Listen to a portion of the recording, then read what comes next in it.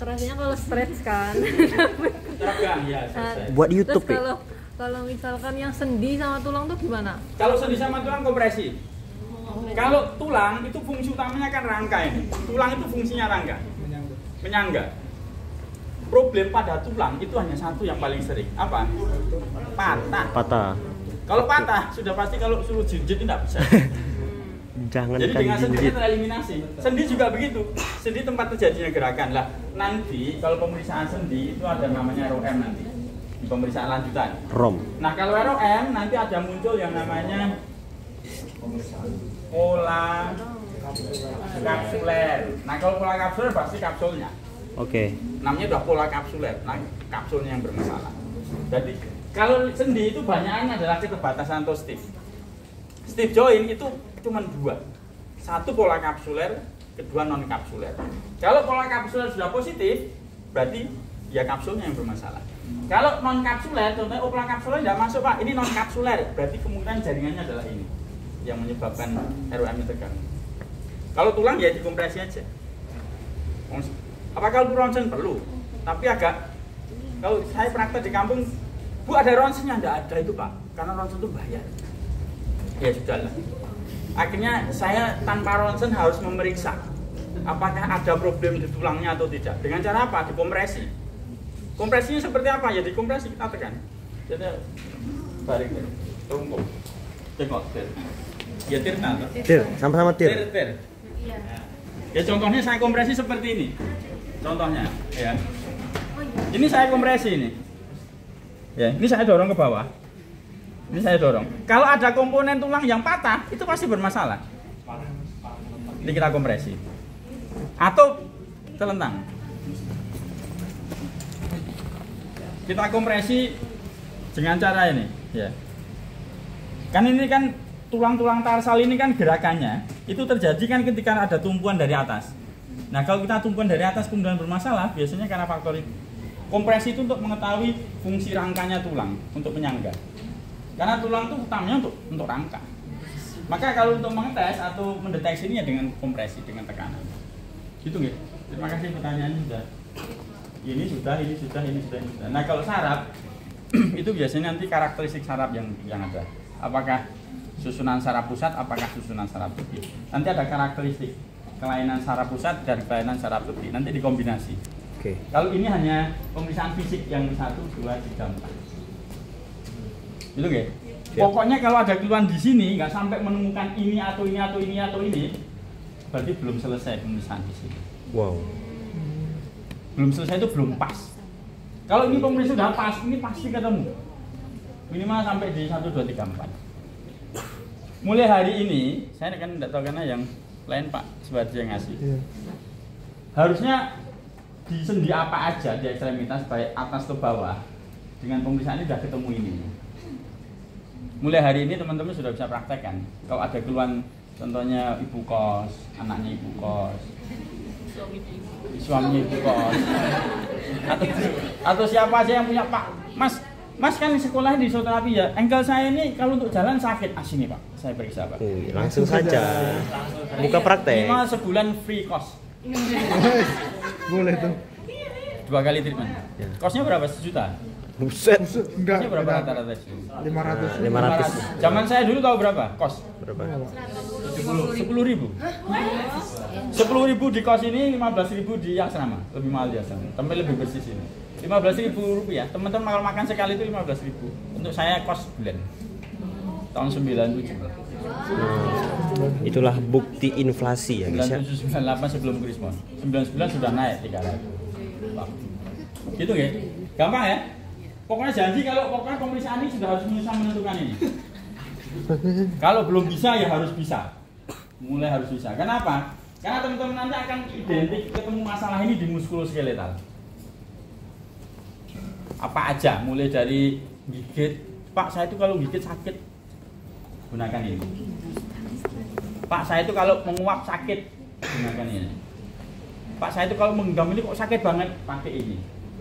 Saya itu kalau ninju kok sakit, mau ninju ini sakit nih, nggak bisa ninju, pakai ini. Mau nendang orang sakit, pakai ini. Jalan sakit, pakai ini. Apa lagi? Tidur sakit, Ngapain dulu nih? Ngapain dulu nih? Apa dulu nih? Ya, apa yang sakit kalau tidur? Dan nanti di pertemuan kedua saya mau gabungkan ini dengan pemeriksaan lutut, hip, pelvic untuk jalan. Analisa jalan. Siap. Dan setelah gate itu teman-teman, saya berharap nengok orang jalan itu sudah kacamata fisioterapi yang digunakan. Yeah. Oh, dia problemnya di situ. Oh, ini problemnya di sini. Kalau kita tahu problemnya di hip, tinggal dicek hipnya. Kalau problemnya di lutut, tinggal dicek ininya. Nanti akan ketemu. Kira-kira struktur jaringan mana yang bermasalah. Tinggal di treatment kalau seperti materi ketemu tadi. Nah. Gitu, Oke? Oke, sekali lagi ada pertanyaan? Dir. Woi. Nanya apa ngomong? Kau tadi ngomong langsung saja. Bayar dulu sih 200.000. Kalau treatment nanti di berikutnya mungkin bukan saya yang memberikan. Di klinik Pak. Tapi kalau menjadi pasien ya saya kasih tahu treatment. Cuman waktunya enggak ada. Ada, Pak. Ada Pak. Kami free kok Pak, free, kami free. Free banget Pak. Kalau seperti ini kronik, sudah lama toh, sudah lebih dari 3 hari. Kita masuk ke fase kronik. Fase kronik alat yang dibutuhkan adalah Ten. US. US. Kenapa US digunakan? Karena Jaringan Karena dalam. Inflamasi. Inflamasi. Ini mengalami inflamasi. Faktor inflamasi itu menyebabkan adesif kronik. Kan ada eksudasi. Eksudasi itu cairan radang itu loh. Cairan radang yang berada di situ lama itu akan melengketkan jaringan menjadi adesif. Nah, adesif ini harusnya kan ini bisa bergerak gini menjadi lengket.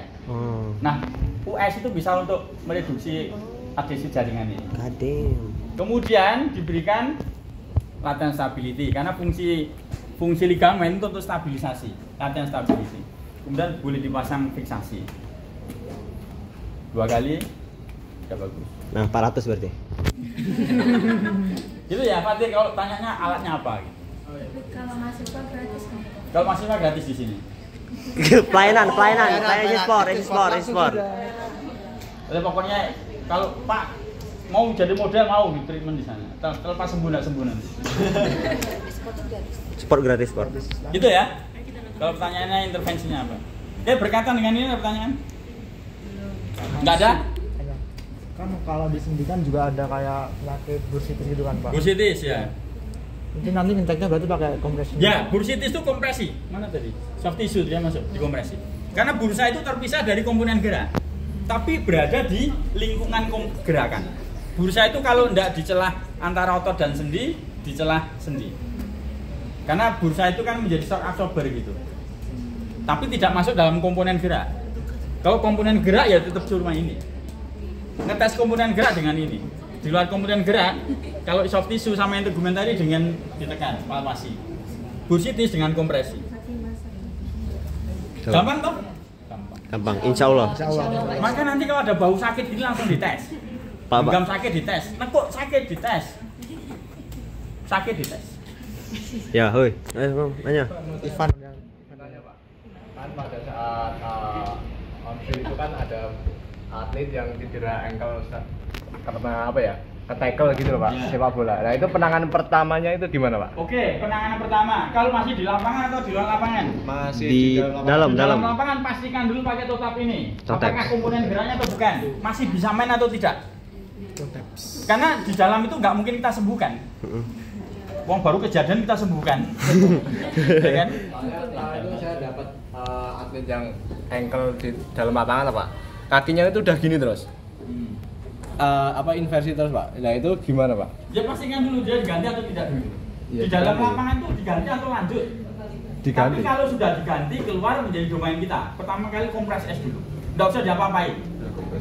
Langsung kompres es 2 hari. 2 hari. 2 hari. 2 hari. 2 hari. Oh. Ditempel es. Ya tapi bukan 20 bukan. Ya. Maksudnya pemberian es itu durasinya 2 sampai 3 hari dengan jeda. Tesnya objektif tapi responnya respon subjektif. Tetap sakit semua, seolah-olah semua sakit nanti. Jadi tidak valid. Gitu ya. Jawabannya semoga menjawab. Nah, kalau di lapangan kita pastikan dulu. Udah di lapangan kita treatment. Setelah 3 hari baru kita cari, hari keempat kita treatment. Karena kalaupun cedera ankle ini, itu hari ke-7, hari ke-8 baru boleh. Baru bisa kita lepas ke lapangan untuk latihan lagi jogging. Kalau nyoba secara ringan. Gitu. Karena nggak ada hari ini kejadian di detik ini kemudian kita treatment kemudian bisa lari lagi, nggak ada. Kecuali memang problemnya hanya soft tissue dan intergumen. Kalau di lapangan itu setelah disemprot bisa lari lagi, ya problemnya cuma di sini bukan di sini. Kalau problemnya di sini mau disemprot pakai kompres apa aja ya tetap sakit. Di spam. Tetap sakit, mau cedera kok. Sampai semprotnya ya habis, ada habis sampai habis. Sampai beku. Beku itu nyerinya tidak terasa. Tapi ketika untuk lari tambah sobek, hilang obatnya, tak bisa lagi. Itu salah fisioterapisnya itu. Udah tahu cedera kok suruh main lagi hanya modal semprot. Biar nampak bagus. Wah, di treatment itu langsung lariin, tidak lari. Cedera kok. Nanti pas sesi kedua, contohnya menit ke-30 atau menit ke-40 tambah gede bengkaknya. Fisioterapisnya yang di kenapa? Periksa apa tadi? Gitu ya, Mas Rita? Cukup ya? Udah. Oke, saya kira itu yang dapat sampaikan. Terima kasih perhatiannya, semoga bermanfaat. No.